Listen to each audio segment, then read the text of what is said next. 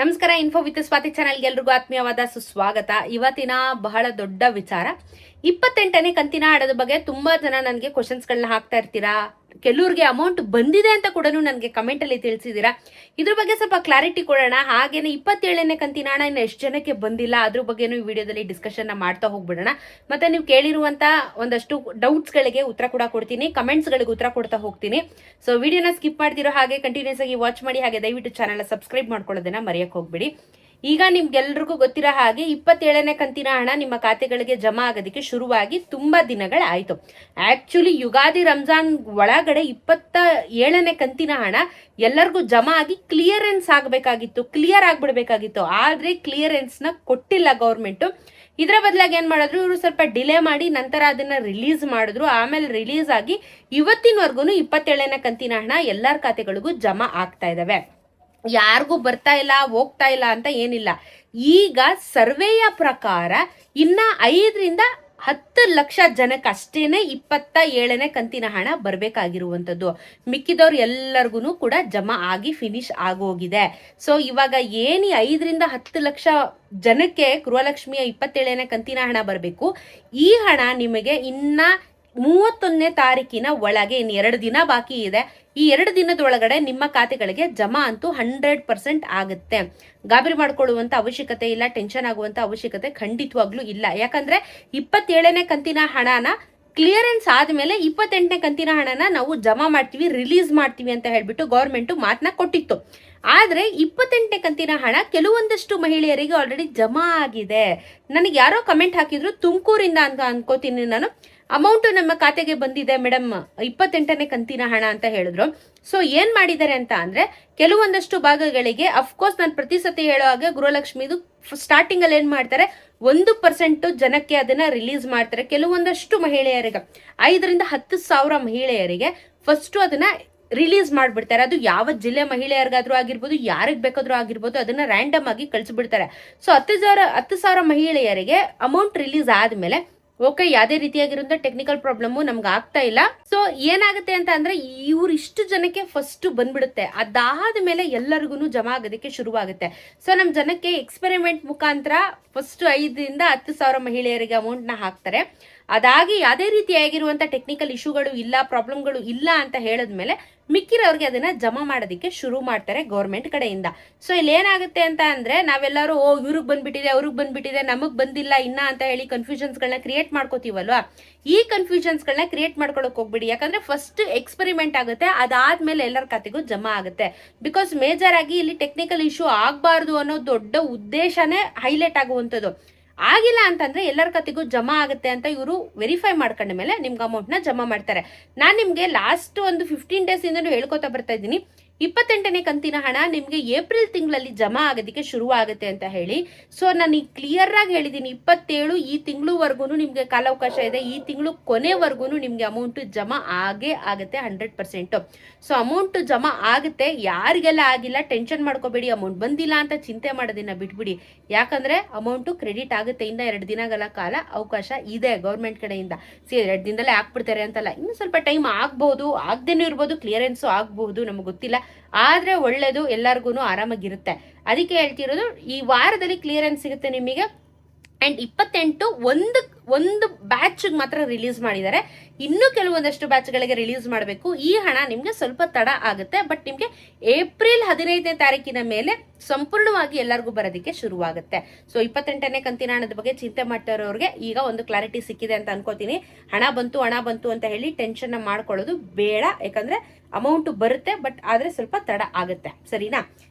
ಇದು ಗೃಹಲಕ್ಷ್ಮಿ ವಿಚಾರ. ಆದ್ರೆ ಈಗ ನೀವು ಕೇಳಿರುವಂತ ಕಮೆಂಟ್ ಗಳಿಗೆ ಈಗ ನಾನು ಉತ್ತರನ ಕೊಡ್ತಾ ಹೋಗ್ತೀನಿ. ಈಗಲೂ ಒಬ್ರು ಬಂದು ಕಮೆಂಟ್ ಹಾಕಿದ್ದಾರೆ ನೋಡಿ, 28ನೇ ಕಂತಿನ ಹಣ ರಿಸೀವ್ ಆಗಿದೆ ನನಗೆ ಅಂತ ಹೇಳಿ ಕಮೆಂಟ್ ನ ಹಾಕ್ತಾ ಇದ್ದಾರೆ. ದಯವಿಟ್ಟು ನೀವು ಯಾವ ಜಿಲ್ಲೆಯವರು ಅಂತ ಹೇಳಿ ತಿಳಿಸಿ. ಯಾಕಂದ್ರೆ ನಾನು ಹೇಳಿದೆ ಎಕ್ಸ್ಪೆರಿಮೆಂಟ್ ನಡೀತಾ ಇದೆ, ಬರ್ತಾ ಇದೆ ಕೆಲವೊಂದಷ್ಟು ಭಾಗಗಳಿಗೆ ಅಂತ ಹೇಳಿ. ಎಲ್ಲರಿಗೂ ಬರಲ್ಲ, ನಿಮ್ಗಳಿಗೆ 10 ಸಾವಿರ ಜನಕ್ಕೆ ಫಸ್ಟ್ ಬರುತ್ತೆ, ಅದಾದ್ಮೇಲೆ ಬೇರೆಯವ್ರಿಗೆಲ್ಲ ಬರುವಂತದ್ದು. ಸೊ 28 ರಿಸೀವ್ ಆಗ್ತಾ ಇದೆ, ಒಂದೊಂದೇ ಜಿಲ್ಲೆಗೆ ಬರೋದಕ್ಕೆ ಶುರುವಾಗಿದೆ. ದಯವಿಟ್ಟು ನೀವು ಯಾವ ಜಿಲ್ಲೆಯವರು ಅಂತ ಮೆನ್ಷನ್ ಮಾಡಿ, ಅವಾಗ ಅನುಕೂಲ ಆಗುತ್ತೆ. ಸೊ ಇದಾದ್ಮೇಲೆ ನಮಗೆ ಏನು ಇಂದಿರಾ ಕಿಟ್ 2 ತಿಂಗಳು ಒಟ್ಟಿಗೆ ಕೊಟ್ರೆ ಬೆಸ್ಟ್ ಅಂತ ಅನ್ಸುತ್ತೆ. ಓಕೆ, ಅದು ಇಂದಿರಾ ಕಿಟ್ಟಿನ ಬಗ್ಗೆ ಒಂದಷ್ಟು ವಿಚಾರಗಳನ್ನ ಮಾತಾಡಿದೀವಿ ನಾವು. 2 ತಿಂಗಳದ್ದು ಒಟ್ಟಿಗೆ ಕೊಡ್ತಾ ಇದ್ದಾರೆ ಅಂತ ಹೇಳಿ ಗೌರ್ಮೆಂಟ್ ಕಡೆಯಿಂದ ಕೊಟ್ರೆ ಒಳ್ಳೇದು ಅಂತ ಹೇಳ್ತಾ ಇದ್ದಾರೆ. ಇದಾದ್ಮೇಲೆ ಹೊಸ ರೇಷನ್ ಕಾರ್ಡು, ಹೊಸ APL ರೇಷನ್ ಕಾರ್ಡ್ ಅಪ್ಲಿಕೇಶನ್ಸ್ಗಳನ್ನ ಬಿಟ್ಟರೆ ದಯವಿಟ್ಟು ತಿಳಿಸಿ ವಿಡಿಯೋ ಮಾಡಿ ಅಂತ ಹೇಳಿದ್ದಾರೆ. ಖಂಡಿತವಾಗ್ಲೂ ನಾನು ವಿಡಿಯೋ ಮಾಡ್ತೀನಿ. APL BPL ಅಂಥದ್ದು ಯಾವುದಕ್ಕೆ ಏನೇ ಅಪ್ಡೇಟ್ಸ್ಗಳು ಬಂದರೂ ನಾನು ಖಂಡಿತ ವಿಡಿಯೋ ಮಾಡ್ತೀನಿ. ಅದ್ರ ಬಗ್ಗೆ ನಾನು ಖಂಡಿತ ಅಪ್ಡೇಟ್ ಮಾಡೇ ಮಾಡ್ತೀನಿ. ಅದ್ರ ಬಗ್ಗೆ ಟೆನ್ಷನ್ ಮಾಡ್ಕೋಬೇಡಿ, ಸರಿನಾ? ಬೆಂಗಳೂರಿನಲ್ಲಿ ಎಲ್ಲಿ ಹೋಗಿ ಹಾಕಬೇಕು, ಇದು ಯಾವ್ದು EKYC ಮತ್ತೆ ತಿದ್ದುಪಡಿಗೆ ಹೇಳ್ತಾ ಇದ್ದಾರೆ. ನೀವು ಬೆಂಗಳೂರಲ್ಲಿದ್ರೆ ಬೆಂಗಳೂರನ್ನು ನಿಮಗೆ ಕೇಂದ್ರಗಳಿರ್ತವೆ, ಇಲ್ಲಿಗೆ ಹೋಗಿ ನೀವು ತಿದ್ದುಪಡಿನ ಮಾಡಿಸ್ಕೋಬಹುದು. EKYC ಮಾಡಬೇಕು ಅಂದ್ರೆ ನಿಮ್ಮ ರೇಷನ್ ಡಿಪೋಗಳಿಗೆ ಹೋಗ್ಬೇಕಾಗತ್ತೆ. ಸೊ ನೀವು ಅಂತ ಮೇಜರ್ ಏನಿಲ್ಲ, ನಾನು ಪ್ರತಿ ಸತಿ ಹೇಳ್ತಾ ಇರ್ತೇನೆ ನಿಮ್ಗೆ, ನಿಮ್ಮ ರೇಷನ್ ಡಿಪೋಗಳಲ್ಲಿ ಮತ್ತೆ ಕರ್ನಾಟಕವನ್ನು ಬೆಂಗಳೂರಿನಲ್ಲಿ ಮಾಡ್ತಾ ಇದ್ದಾರೆ ಅಂತ ಹೇಳಿ. ಸೊ ಅದು ಎಲ್ಲರಿಗೂ ಒಂದೇ ತರನೇ ಅನುಭವಿಸೋದು. ಸೊ ನೀವು ಹೋಗಿ ಮಾಡಿಸ್ಕೋಬಹುದು, ಓಕೆನಾ? ನನಗೆ ಮನೆ ಬೇಕು ಮೇಡಮ್ ಅಂತ ಕಮೆಂಟ್ ಹಾಕಿದ್ದೀರಾ. ಮನೆ ಬೇಕು ಅಂದರೆ ನಾನು ಹೇಳ್ತಾ ಇರ್ತೀನಿ, ಅಪ್ಲಿಕೇಶನ್ಸ್ಗಳನ್ನ ಹಾಕಿ. ಅಪ್ಲಿಕೇಶನ್ಸ್ಗಳು ಓಪನ್ ಆಗಿದೆ ಅಂತ. ನಾನು ಓಪನ್ ಆಗಿರೋದ್ರ ಮೇಲೆ ನಿಮಗೆ ವಿಡಿಯೋ ಮಾಡೋದು. ಅಪ್ಲಿಕೇಶನ್ ಕ್ಲೋಸ್ ಆಗಿದ್ರೆ ನಾನೇನಕ್ಕೆ ನಿಮಗೆ ಕುತ್ಕೊಂಡು ವಿಡಿಯೋ ಮಾಡಬೇಕು? ಅಪ್ಲಿಕೇಶನ್ ಓಪನ್ ಇದ್ದಾಗೆ ನಾನು ವಿಡಿಯೋ ಮಾಡೋದು. ನೀವುಗಳೇನು ಮಾಡಬೇಕು, ಅದನ್ನು ದಯವಿಟ್ಟು ಹೋಗಿ ಚೆಕ್ ಮಾಡಬೇಕು. ವೆಬ್ಸೈಟ್ ಪ್ರತಿಯೊಂದು ನಾನು ನಿಮಗೆ ಕ್ಲಿಯರ್ ಆಗಿ ತಿಳಿಸ್ಕೊಡ್ತಾ ಇರ್ತೀನಿ. ಅದನ್ನು ಚೆಕ್ ಮಾಡಿ ವೆಬ್ಸೈಟ್ಗಳಿಗೆ ಹೋಗಿ ನೀವು ಅಪ್ಲಿಕೇಶನ್ಸ್ನ ಹಾಕಬೇಕಾಗತ್ತೆ. ಪ್ಲೀಸ್ ಅದನ್ನು ಅರ್ಥ ಮಾಡಿಕೊಂಡು ಅಪ್ಲಿಕೇಶನ್ಸ್ಗಳನ್ನ ಹಾಕಿ. ಇನ್ನ ಮಳವಳ್ಳಿ ತಾಲೂಕು, ಮಂಡ್ಯ ಜಿಲ್ಲೆ 27, 28 ಬಂದಿಲ್ಲ ಅಂತ ಹೇಳ್ತಾ ಇದ್ದಾರೆ. ಬರುತ್ತೆ ಈ ವಾರದೊಳಗಡೆ, ಓಕೆನಾ? ಅಂಡ್ ನಮ್ದು GST ಸ್ಟೇಟಸ್ ಬಂದಿದೆ. ನಾನು GST ಕಟ್ತಾ ಇಲ್ಲ, ಒಂದು ಕಂತಿನ ಹಣ ಸಹ ಬಂದಿಲ್ಲ. ನೀವು ದಯವಿಟ್ಟು ತಾಲೂಕು ಆಫೀಸ್ಗೆ ಭೇಟಿ ನೀಡಬೇಕಾಗುತ್ತೆ. ಆದಾಯ ಪ್ರಮಾಣ ಪತ್ರ, ಜಾತಿ ಪ್ರಮಾಣ ಪತ್ರ, ನಿಮ್ಮ Aadhaar card, PAN card, bank details, Gruhalakshmi application number, ಇದನ್ನೆಲ್ಲ ಸಬ್ಮಿಟ್ ಮಾಡಿದ್ರೆ ಅದು ಏನಾಗಿದೆ ಅಂತ ಹೇಳಿ ಕ್ರಾಸ್ ಚೆಕ್ ಮಾಡ್ತಾರೆ. ನಂತರ ನಿಮ್ಮ ರೇಷನ್ ಕಾರ್ಡ್ನ ರಿಲೀಸ್ ಮಾಡಿ ನೀವು GST ಪೇರ್ ಅಲ್ಲ ಅಂತ ಕನ್ಫರ್ಮ್ ಆದಮೇಲೆ ನಿಮಗೆ ಹಣ ಬರೋದಕ್ಕೆ ಶುರುವಾಗುತ್ತೆ. ಅಂಡ್ ಇನ್ನೊಂದು ನೆನ್ಪಿಟ್ಕೊಳ್ಳಿ, ಇಫ್ ಇನ್ ಕೇಸ್ ನಿಮ್ಮ ಗಂಡ ಏನಾದರೂ GST ಪೇರ್ ಆಗಿದ್ದು, ಅಥವಾ ನಿಮ್ಮ ಮಕ್ಕಳಿಗಿನ್ನ ಮದುವೆ ಮಾಡಿಲ್ಲ, ನಿಮ್ಮ ಜೊತೆಗೆ ಇದ್ದಾರೆ, ಅವರು IT BTಯಲ್ಲಿ ಕೆಲಸ ಮಾಡ್ತಾರೆ, ಇಲ್ಲ ಅಂದ್ರೆ ಒಳ್ಳೆ ಕಡೆ ಕಂಪನಿಯಲ್ಲಿ ಕೆಲಸ ಮಾಡ್ತಾರೆ, ಅವರು ಏನಾದರೂ IT ಪೇರ್ ಆಗಿದ್ರೆ ನಿಮಗೆ ಹಣ ಬರುವುದಿಲ್ಲ. ಸೊ ನಿಮ್ಮ ಮಕ್ಕಳು, ಗಂಡ ಕೂಡ ಏನಾದರೂ ಟ್ಯಾಕ್ಸ್ ಪೇರ್ ಆಗಿದ್ದಾರೆ ಅಂತ ಅಂದ್ರೆ, ನಿಮ್ಮ ಮಕ್ಕಳು ಮದುವೆ ಆಗಿ ಬೇರೆ ಮನೆಗೆ ಹೋಗಿ ಸೆಟ್ಲ್ ಆಗಿದ್ರೆ ಅದು ನಿಮ್ಗೆ ಮ್ಯಾಟ್ರ್ ಆಗಲ್ಲ. ಬಟ್ ನಿಮ್ ಜೊತೆಗೆ ಒಟ್ಟಿಗೆ ಇದ್ದಾರೆ ಫ್ಯಾಮಿಲಿ ಅಂತ ಹೇಳಿದ್ರೆ ಅವರು GST ಪೇರ್ ಆಗಿದ್ರೆ ಹಣ ಬರೋದಿಲ್ಲ. ದಯವಿಟ್ಟು ತಾಲೂಕು ಆಫೀಸಿಗೆ ಭೇಟಿ ನೀಡಿ, ಓಕೆನಾ? ಹೊಸ ರೇಷನ್ ಕಾರ್ಡ್ ಬಗ್ಗೆ ಹೊಸ ಅಪ್ಡೇಟ್ ಏನಾದರೂ ಇದ್ರೆ ಪ್ಲೀಸ್ ತಿಳಿಸಿ ವಿಡಿಯೋ ಮಾಡಿ. ಖಂಡಿತ ಸದ್ಯಕ್ಕೆ ಯಾವುದೋ ರೀತಿ ಅಪ್ಡೇಟ್ಸ್ ಇಲ್ಲ. ನಾನು ನಿಮಗೆ ನಿನ್ನೆನೂ ಒಂದು ರೇಷನ್ ಕಾರ್ಡಿನ ವಿಚಾರವಾಗಿ ಒಂದು ವಿಡಿಯೋ ಮಾಡಿದ್ದೀನಿ. ಯಾಕಂದ್ರೆ ಲಾಸ್ಟ್ ಡೇಟ್ ಇದೆ EKYC ಮಾಡಿ ತಿದ್ದುಪಡಿ ಮಾಡಿಸ್ಕೊಳ್ಳೋಕೆ ಅಂತ ಹೇಳಿ. ಸದ್ಯಕ್ಕೆ ಅಷ್ಟೇ ಅಪ್ಡೇಟು, ಹೊಸದಾಗಿ ಯಾವುದೇ ರೀತಿ ಅಪ್ಡೇಟ್ಸ್ಗಳು ಇನ್ನೂ ಬಂದಿಲ್ಲ. ದಕ್ಷಿಣ ಕನ್ನಡ 28ನೇ ಕಂತಿನ ಹಣ ರಿಸೀವ್ಡ್ ಅಂತ ಕಮೆಂಟ್ ಹಾಕಿದ್ದೀರಾ. ಸೊ ಬರ್ತಾ ಇದೆ ನೋಡಿ ದಕ್ಷಿಣ ಕನ್ನಡ. ಅಂದ್ರೆ ಇವಾಗ 3 ಜನ ನನಗೆ ಕಮೆಂಟ್ ಹಾಕಿದ್ದಾರೆ. ಒಂದು ದಕ್ಷಿಣ ಕನ್ನಡ ಕಮೆಂಟ್ ಬಂದಿದೆ, ಇನ್ನೊಬ್ರು ಕಮೆಂಟ್ ಅಲ್ಲಿ ಯಾವುದು ಅಂತ ಮೆನ್ಷನ್ ಮಾಡಲಿಲ್ಲ ಜಿಲ್ಲೆ, ಇನ್ನೊಂದು ತುಮಕೂರು ಅಂತ ಅನ್ಕೋತೀನಿ. ಸೊ 3 ಜಿಲ್ಲೆಗಳಿಗೆ ಬರ್ತಾ ಇದೆ ನೋಡಿ. ಹೊಸ ಮನೆಗೆ ಅರ್ಜಿ ಹಾಕಬೇಕು, ಏನು ಮಾಡಬೇಕು, ಅದನ್ನ ಏನು ಬೇಕು ನಾನು ನಿಮ್ಗೆ ಕ್ಲಿಯರ್ ಆಗಿ ಮೆನ್ಷನ್ ಮಾಡಿದ್ದೀನಿ. ಪ್ಲೀಸ್ ಇದರ ಬಗ್ಗೆ ಕ್ಲೀನಾಗಿ ವಿಡಿಯೋನ ನೋಡಿ. ಹೊಸ ಮನೆ ಬೇಕು ಅಂದರೆ ಅಪ್ಲಿಕೇಶನ್ಸ್ಗಳು ಶುರುವಾಗಿದೆ, ಆನ್ಲೈನಲ್ಲಿ ಹೋಗಿ ಮಾಡಬೇಕು. ಅದನ್ನು ನಾನು ಕುತ್ಕೊಂಡು ಮಾಡೋಕ್ಕಾಗಲ್ಲ, ಇಲ್ಲ ಅಂದ್ರೆ ಗೊತ್ತಾಗಿಲ್ಲ ಅಂದರೆ ಬೆಂಗಳೂರು ಕರ್ನಾಟಕವನ್ಗೆ ಹೋಗಿ ಹೆಲ್ಪ್ ಮಾಡ್ತಾರೆ.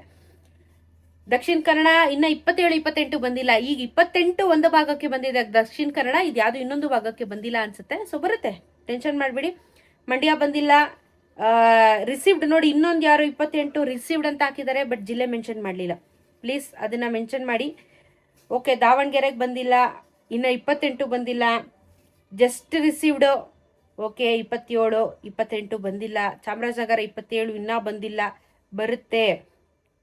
ನಮ್ಮ ಮನೆ ಬಂದಿದ್ದಾರೆ, ಜನತಾ ಮನೆ, ನಮಗೆ ಮನೆ ಬೇಕು. ಪ್ಲೀಸ್ ನಾನು ಹೇಳ್ತಾ ಇದ್ದೀನಲ್ಲ, ಹೋಗಿ ಅಪ್ಲಿಕೇಶನ್ಸ್ನ ಬಿಟ್ಟಿದ್ದಾರೆ, ಯುಟಿಲೈಸ್ ಮಾಡ್ಕೊಳ್ಳಿ. ನಾನು ನಿಮಗೆ ವಿಡಿಯೋ ಮಾಡಿ ತಿಳಿಸ್ಬೋದು, ಹಿಂಗಿದೆ, ಹಿಂಗಿರುತ್ತೆ, ಅಪ್ಲಿಕೇಶನ್ಸ್ಗಳನ್ನ ಹಾಕಿ ಅಂತ. ಬಟ್ ನೀವು ಪ್ರಯತ್ನ ಪಡಲಿಲ್ಲ ಅಂದರೆ ಇಲ್ಲಿ ಬಂದು ಕಮೆಂಟ್ ಹಾಕಿದ್ರೆ ಅವರು ನಿಮಗೆ ಮನೆ ಕೊಡಲ್ಲ. ಅಪ್ಲಿಕೇಶನ್ಸ್ಗಳನ್ನ ಹಾಕಬೇಕು, ಅದನ್ನು ಅರ್ಥ ಮಾಡ್ಕೊಳ್ಳಿ. ಬೆಂಗಳೂರನ್ನು ಕರ್ನಾಟಕವನ್ನು ಸೇವಾ ಸಿಂಧು ಸೈಬರ್ ಸೆಂಟರ್ಗಳಿಗೆ ಹೋದರೆ ಅಪ್ಲಿಕೇಶನ್ಸ್ನ ಹಾಕ್ಕೊಡ್ತಾರೆ. ಪ್ಲೀಸ್ ಯುಟಿಲೈಸ್ ಮಾಡ್ಕೊಳ್ಳಿ. ಸೊ ನಿಮ್ಗೆ ಕೇಳಿರುವಂಥ ಎಲ್ಲ ಪ್ರಶ್ನೆಗೆ ಉತ್ತರ ಕೊಟ್ಟಿದ್ದೀನಿ. ಗೃಹಲಕ್ಷ್ಮಿ ಬಗ್ಗೆ ಉತ್ತರ ಕೊಟ್ಟಿದ್ದೀನಿ. 28 ಯಾರಿಗೆ ಜಮಾ ಆಗ್ತದೆ ಜಿಲ್ಲೆ ಸಮೇತ ದಯವಿಟ್ಟು ಮೆನ್ಷನ್ ಮಾಡಿ, ಆಗ ಒಂದು ಕ್ಲಾರಿಟಿ ಸಿಗುತ್ತೆ, ಸರಿನಾ? ಸೊ ಸದ್ಯಕ್ಕೆ ಇದಿಷ್ಟು ಅಪ್ಡೇಟು. ಇದೇ ಥರ ವಿಡಿಯೋಸ್ಗೆ ಚಾನಲ್ ಸಬ್ಸ್ಕ್ರೈಬ್ ಮಾಡ್ಕೊಳ್ಳಿ. ಸಿಗೋಣ ಇನ್ನೊಂದಷ್ಟು ವಿಡಿಯೋಲಿ. ನಮಸ್ಕಾರ.